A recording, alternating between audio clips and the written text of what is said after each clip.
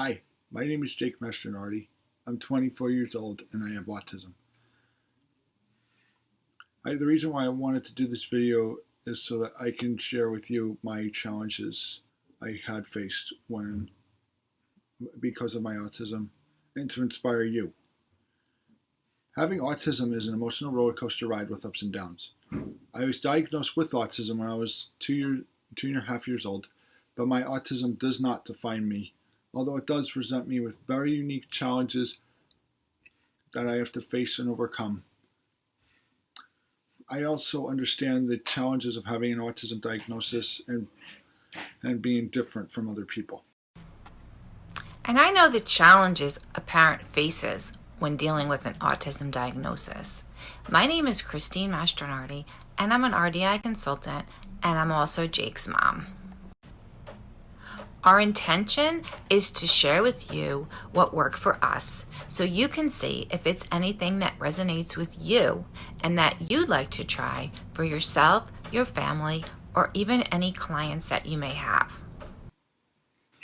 I want to thank Dr. Gutstein and Dr. Shealy for their hard work putting together the RDI program and the Dynamic Intelligence program with autism like me, learn how to survive and thrive in the real world. We want you to leave this presentation with answers. We also want you to continue questioning what you know about autism, try out new things, and let go of what you think you know about autism and be open to different possibilities. Our mission is to tell a new story of autism. In 1996, I was just a regular mom who had a beautiful baby boy that I named Jake. Jake was my firstborn, and I knew nothing about autism, but I knew that something was just different about Jake as early as this picture. Imagine this cute little boy sitting in his bouncy seat and me kneeling in front of him. Peekaboo! Peekaboo! Nothing. No response. Peekaboo! That's odd, I would think to myself. I didn't know what it was. I just felt it. Imagine me at a toddler mommy and me class. All the other kids around me, interacting with their parents, bringing them toys, showing them things, pointing. And me, Jake, Jake, Jake, trying to get his attention. Jake just ignored me as he would take little objects, and in this video you'll see just would throw them off the side of this little toy.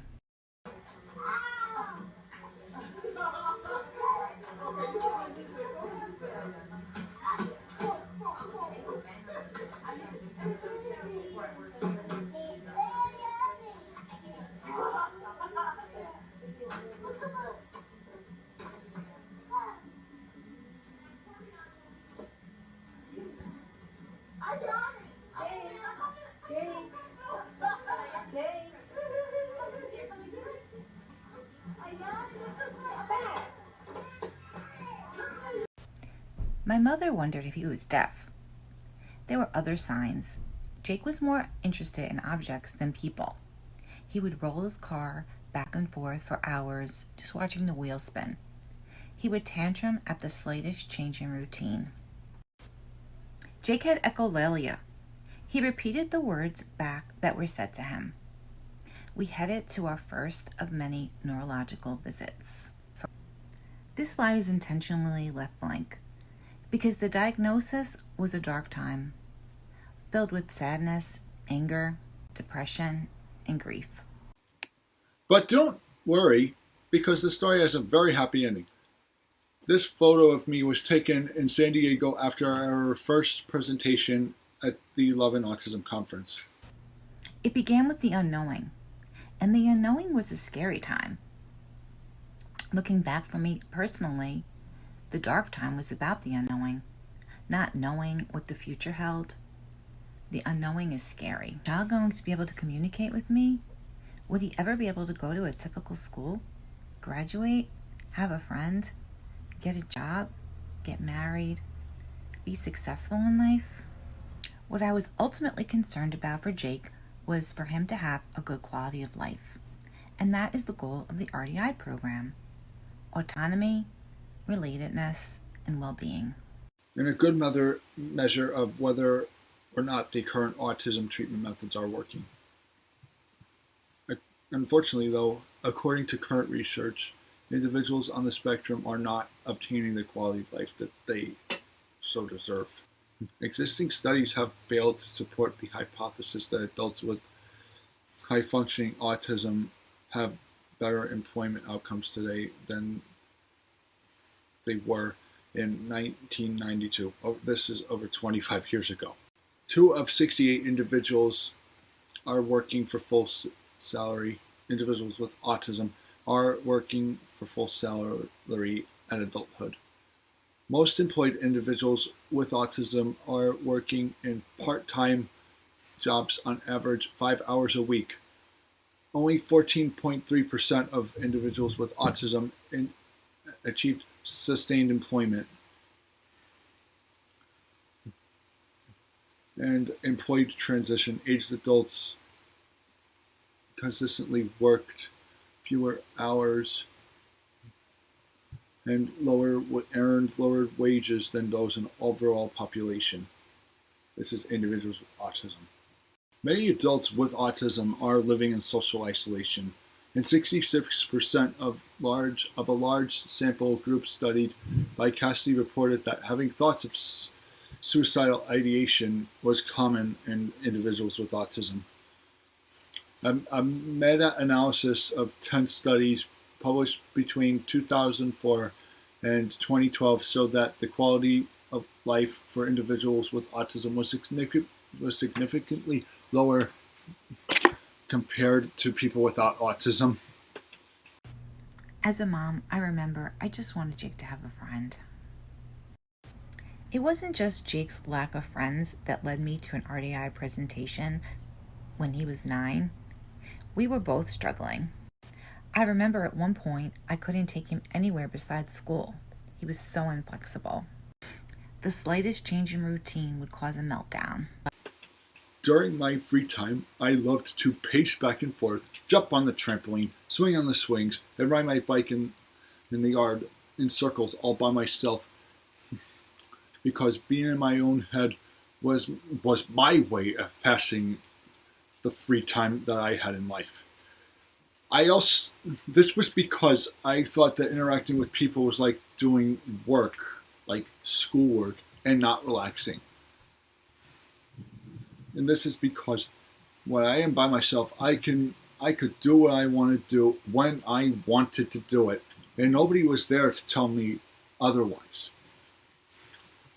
When doing these self-isolating activities, I had replayed scripted movies and video games in my head. He engaged in frequent self-stimulatory behaviors and self-isolating play that cut him off from engaging with others and learning from his world. He would swing on the swing for hours or jump on the trampoline. No matter what objects I took away from him, he would replace it with something else. I took away the trampoline, I took away the swing. He then began just pacing back and forth, using his own body. I couldn't take that away from him.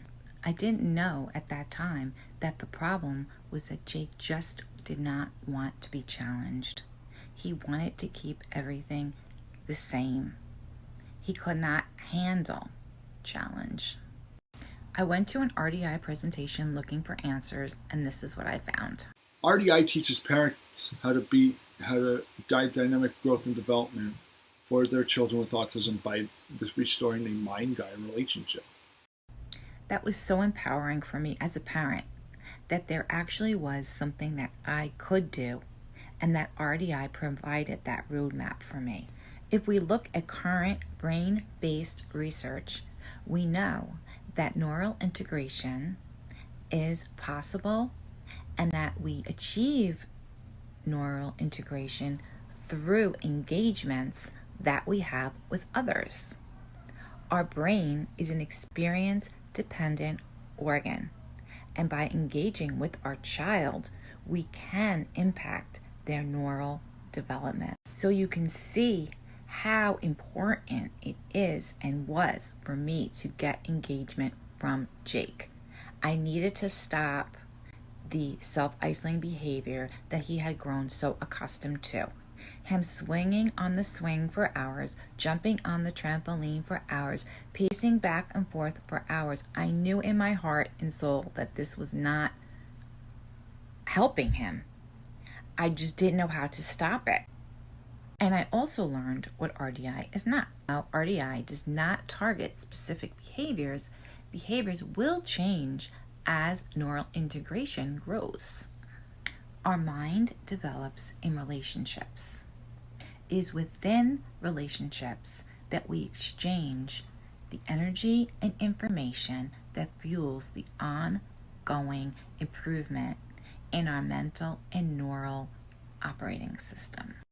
So what this means is we need two people coming together in an engagement, and the energy between them and the experiences that they're having together is creating changes in our brain. We call this engagement the guiding relationship. I, as the parent, guide my apprentice, which is Jake. We have an experience together, an engagement together, where we both are providing the energy and the enthusiasm, and together we are having this back and forth engagement where I, as the guide and the parent, can impact my own child's brain development and neural integration. An empowering piece of information to know as a parent that we can impact our child's brain development. The energy that we need from our child or apprentice is what we call growth seeking or intrinsic motivation. So our child needs to come to this engagement willingly on their own and supply that energy for this engagement to work and take off. External rewards, stickers, treats, promises to play on the iPad is not going to ignite this internal drive that is needed. RDI is also not a skill-based program, nor is it about teaching compliance. We are not saying that you shouldn't teach your children facts. Of course, we all need to acquire what is called static intelligence. This means knowing facts, memorization, following rules and procedures. However, to really obtain a good quality of life, we can all agree that we need to both thrive in dynamic and static environments. We believe our children can develop the capacity for dynamic intelligence and not just the accumulation of facts. Accumulating fact is not going to lead to quality of life. I could easily do math facts or memorize the alphabet, songs, and social scripts. I could follow a visual schedule. I'm even good with directions while driving. But I could not control my emotions. I could not make sense of other people's behavior. I couldn't handle change, and I couldn't come up with multiple solutions for dilemmas that I have in life. So a real life story that I can remember about Jake and his inability to use dynamic intelligence happened when he was in middle school and he got locked out of the house. So I don't remember the exact circumstances of why he was locked out of the house and where I was, but when I came, I wasn't expecting him to be home, and when I got home, he was sitting on the porch, and I was like, Jake, what happened? Why are you home? And why didn't you call me and let me know you've been locked out of the house? I wasn't sure how long he had been sitting there. And he said, I did call you. I said, well, I didn't get the message. And he said, I left a voicemail for you. So I was like, Well, Jake, I didn't even know there was a voicemail there, so I had no idea that you were locked out. Well, why didn't you try to call me again? Or why didn't you text me? Or why didn't you call grandma or your aunt? You know, you could have even went to our neighbor who he had, there was our neighbor, our neighbor had a son his age. You could have went, and we were very friendly with her. You could have went there and rang her bell and said, I'm locked out. But the thing was, he didn't know he had multiple resources. He didn't realize he could do more than one thing. He thought, I call my mother, I leave a message, and then I wait. So he had no way to access different multiple ways to try to let me know, hey, I'm locked out of the house. And that was scary to me, to realize that he would not have a backup plan or even try. He wouldn't think, oh, let me try another way to reach her. I didn't get her, so let me try another way to get to my mom, or find an alternate way to get in the house or get safe. So that was a little bit scary and a wake-up call. Another example of Jake not using dynamic intelligence and just doing something in a static way was one day I was at the school picking him up from school because of a big storm.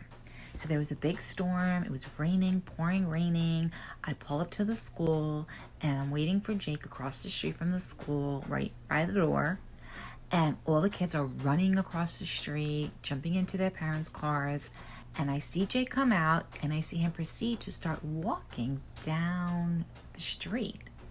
And I'm like, where is he going? What is he doing? Doesn't he see me? And he did see me.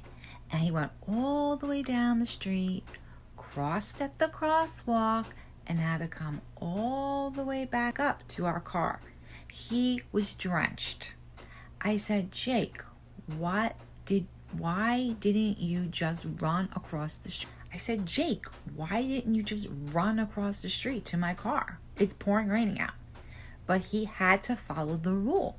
The rule was you cross at the crosswalk. Every other high school student was not following that rule that day, but he did, because that is how his brain was working, in a static one way. He wasn't looking at the whole situation, that it is pouring raining out. I have to be safe and cross the street, but I can cross here because it is a downpour. A third example is when Jake had an issue with his friend. So now at this point, Jake was older and he was a late teen, and he enjoyed talking to girls and he would compliment them. And his friend had a rule. His rule was you only compliment a girl 3 times and that's it. And Jake was with a girl and he was complimenting her and she was accepting it and they were enjoying each other. And his friend became very upset because he said the rule is you compliment a girl 3 times and that is it. So that is just another example of how rules and static ways of thinking can get in the way of living a successful life. So that showed me and was an example of how these social classes and social scripts can actually be detrimental to our kids if we just teach them that we need to go by these social rules, because you have to look at the whole situation. If the girl was open to this and enjoying it and Jake had the feel that it was okay, why not compliment her more than 3 times? But his friend could not comprehend that it could be possible. He learned that rule and he was insistent that Jake also should apply this rule to this social engagement. So if we know and understand brain-based research, we realize we have to have 2 ways of looking at this issue. We do need static intelligence, but in order to be successful in the real world, we need our kids to have dynamic intelligence. So that both sides of their brain, static, the goal is for our children to be able to problem solve, to develop resilience, to develop competence, to develop a sense of their sense of self, to be able to extract meaning from their personal experiences, and to use their past experiences to help them in the future, and not just rely on social rules and scripts. As I said, I wanted Jake to have a friend, but I also wanted to help him with his inflexibility. I wanted to help him with his insistence on sameness and routine. I wanted him to be flexible. I wanted him to be okay with change. I wanted to decrease Jake's self-stimulatory behavior because I knew it was a dead end for him. I knew he needed to engage with people in his world so he could learn about his world. I wanted a peaceful home environment. I was tired of tiptoeing around Jake in order not to set off a tantrum. We all want our children to develop their minds and to develop a sense of self. We want them to be internally motivated and for them to develop dynamic intelligence, to be able to problem solve and succeed in the world. We want them to be the best they can be.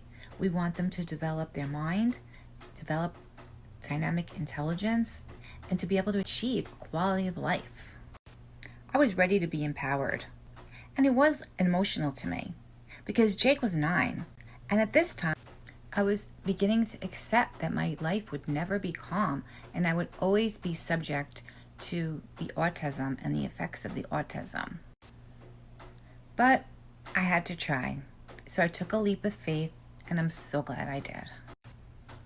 We began with the relationship development assessment, and in this video you can see I was instructed not to interact with Jake, not to say anything or do anything. And Jake did what he always did. Nothing. He didn't initiate. He didn't ask me to play. He basically sat there and then just began to make noises and go into his own world.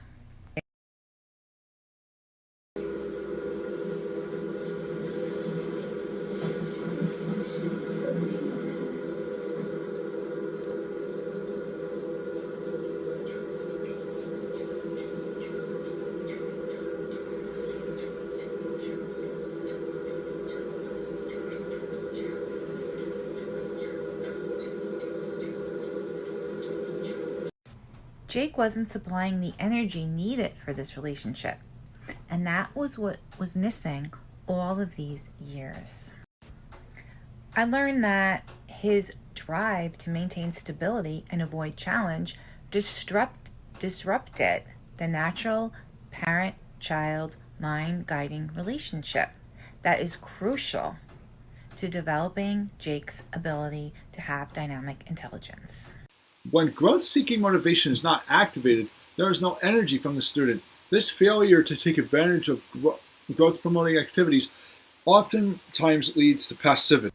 I loved Jake and Jake loved me, but without his willingness to engage with me, I could not guide his development. The motivation is the key. Without providing the parent with any motivation or desire to engage, there's nothing to guide. In order to successfully guide, you need a feedback system where both partners are engaging, taking actions, and giving each other feedback. It's clear to see in these 2 examples of many that Jake was not engaging willingly. He was not providing the energy. He was not giving me any feedback. So I did not know what to do. In the first example at the preschool, you could hear me in the background calling him, trying to get his attention. He wasn't responding, and he had objects in his hand, so then I began saying, "What's that? What's that?" Just trying to grasp at straws for him to say anything to me. In the second example, I'm told not to initiate, and you can see Jake does not initiate on his own, and he basically withdraws into his own mind and his own world. That was what he was used to doing.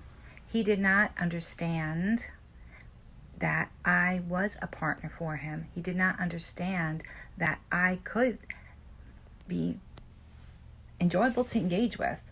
He did not understand that he could learn anything from me. He did not understand how to initiate contact with me.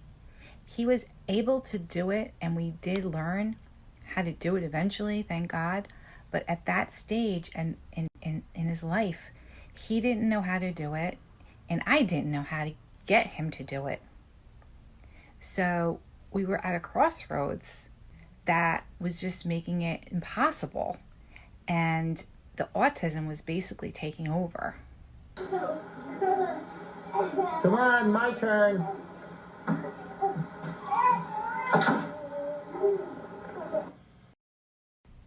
Unfortunately, passivity becomes active disengagement. And that is exactly what happened with Jake. His passive behavior, his clinging to sameness, his clinging to stability, his fear of change, his fear of challenge caused him to be avoidant. Inability for Jake to be in a relationship with his parents, with me, caused his passivity and his active disengagement. His active disengagement made him continue to be inflexible, stuck on his routines, cut him off from learning. So we really needed to get that relationship back. It is crucial. He was stuck. I feel like he was stuck in this. And he didn't know how to get himself out, and I didn't know how to get himself out. Failure of growth seeking to become a dominant intrinsic motivation causes the disruption of the mind-guy relationship. This means the energy from the student is not being supplied, so the relationship is disrupted. I surely felt helpless, and I didn't know what to do. Parents react in a variety of ways when faced with this. Some become overly instructional, and they will continually tell the child what to do. Come here, stand here, hi, say, I want this. They'll prompt their language, they'll prompt their actions. The fish is wearing a hat. Isn't that funny? Say yes, that's funny. That's funny. Okay, Alex, you want to do this one? Say yes. Some parents, as my husband did, will try to interfere with the child's routine and block them, as my husband did in this example. He blocked Jake from doing his scripting, and that really didn't work. He even would throw pillows at him, which I did not approve of, but he was also desperate and didn't know what to do.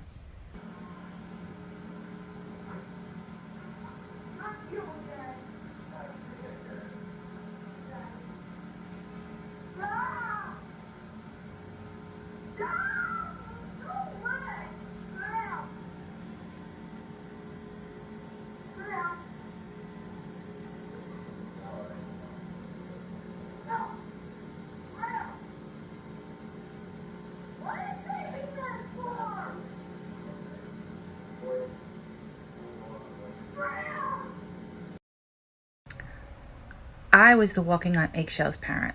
I didn't know what to do either. I walked on eggshells trying to avoid Jake's tantrum. Before I did RDI, I really did not want to engage with anybody because I did not see value in being with other people. I just wanted to stay in my own little bubble where I did not feel challenged. So therefore, I only saw value in engaging my solitary play because it made me feel free from challenge and was my safe zone. I wanted to stay in that safe zone, and being with people made me feel challenged. And that's why I would keep withdrawing from people. And life goes on. I had 2 other children I had to attend to. So when Jake was not engaging with us, he would be left to it on his own, and I would be left feeling guilty. When static accumulation isn't balanced with dynamic growth, the brain develops in abnormal ways. What happens instead are symptoms of loss of the guiding relationship. These include repetitive behavior, fascination with objects, isolation, rigidity and inflexibility, and loss of dynamic mental growth.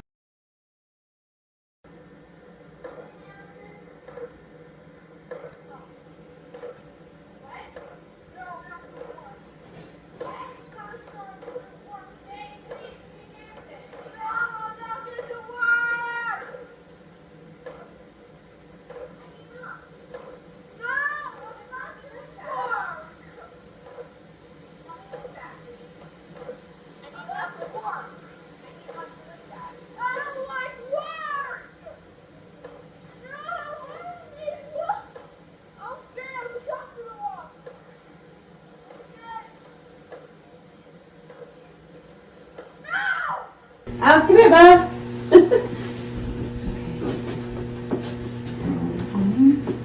Oh, okay, that's your reward. Look at the top. Okay.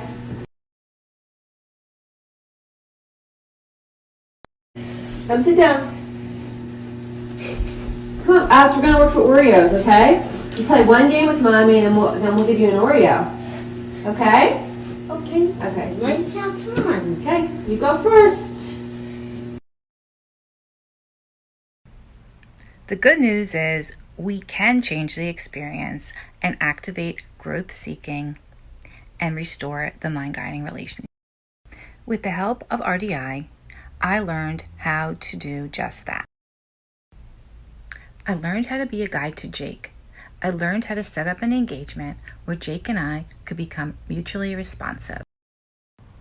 The key is to let our children act and think on their own without being prompted. We need to slow our pace, sometimes dramatically, to allow our children to feel personal agency, that they are taking an action to move towards us. It has to come from within them. We can't buy motivation with rewards and treats. That is a dead end. We set up guiding engagements where Jake began to feel confident and connected. Embedded within the engagements were patterns that Jake began to recognize.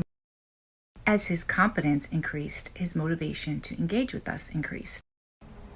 We used simple frameworks.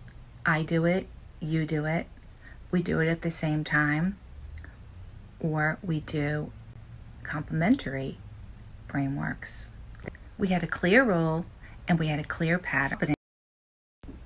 That helped Jake to feel confident and he did not withdraw.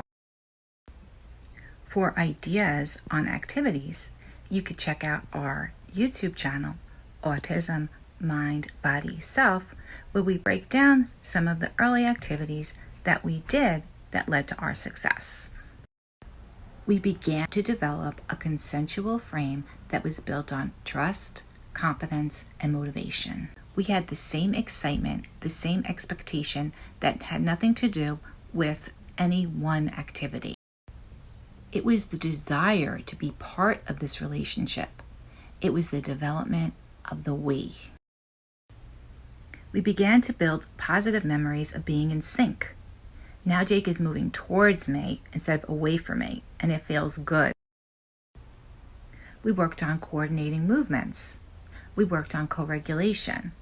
We have many examples on our website, so be sure to go there, and I break it down step by step on how you can also do this with your child. Once we had engagement, we gradually added variations. Jake began to understand that he can find the similarity in difference. He began to realize that change wasn't so scary after all. He began to enjoy challenge and novelty and seek it out. He began to enjoy challenge and novelty and seek it out.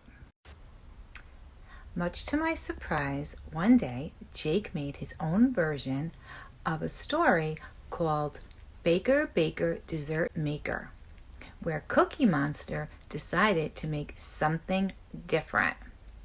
Now, this was really amazing to me because it was just showing me how he was encoding the feeling of it being okay to do something different. And this is from someone who is very rigid, very stuck on their own routines. So it was a really big moment for me and him. We worked on co-regulation, where I moved my body and Jake moved his body toward me. We coordinated our movements, but we also were adding our own variations to our routines, to what we were doing. We used our own body to come up with ideas. We were co-regulating with each other. Guides also leave room for experience sharing, where our apprentice has an experience of their own. Like in this example, Jake had a strike. We were bowling, he had a strike, and he turned around and looked at me and raised his hands like, "Look, Mom, I got a strike." So there he's sharing his experience and his excitement with me. And again, Jake is now initiating engagements. In this video, we're playing cards, he willingly comes to play, and then when we're done, instead of running off, he says, "Let's play again." Let's play again. Good. Okay, let's go. And you could see how important this was when you look back and see how Jake did not ever initiate with me. So now he was able to come to the engagement willingly, engage with me, and then give his own input into what we were doing in response to what I was doing. So it was that give and take, that back and forth, that co-regulation that really helped him be able to have this relationship with me and learn and develop and grow. His ability to come up with ideas then carries over to siblings. He begins playing with his siblings, interacting with them as well. He moves to peer interaction. He's really starting to have the ability to have a friend and be a friend. Not only was he engaging, but he wanted challenge. He sought out challenge. In this video, he's proudly showing me how he made a different recipe and it was his idea. Managed them all by myself. And whose idea was it to do it? Mine. Cool. You gonna rate it? Yeah. Okay, what are you gonna give it? A plus. A plus. Okay, so, A for awesome. all right, let's see. Apple pie was an A. And lo and behold, his self-stimulatory behavior stopped. Once he was engaging in his world, engaging with me, engaging with his siblings, engaging with peers, autonomously engaging in activities, he didn't need to mindlessly pace for hours. He didn't need to isolate himself. He was on his way to recovery. Band, he runs track, he has a best friend. He is doing great. Jake goes to prom, he graduates, and I am on my way to becoming an RDI certified consultant. I'm fortunate enough to become part of the Dynamic Intelligence work group with Dr. Gutstein.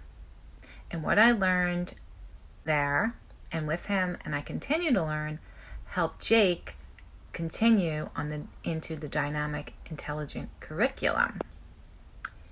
Jake has come so far, and then his next steps with the Dynamic Intelligence curriculum take him even further.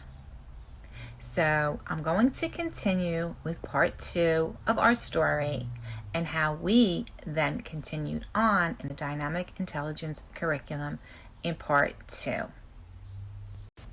Be sure to check out our website, Autism, Mind, Body, Self, where we have a lot of videos about how we proceeded to this step. And Jake has videos on his website, Jake's Take on Autism, where we show our work with the Dynamic Intelligence curriculum. But we'll break it down step by step in part 2. So thanks for watching, and remember, if I could do it, you could do it.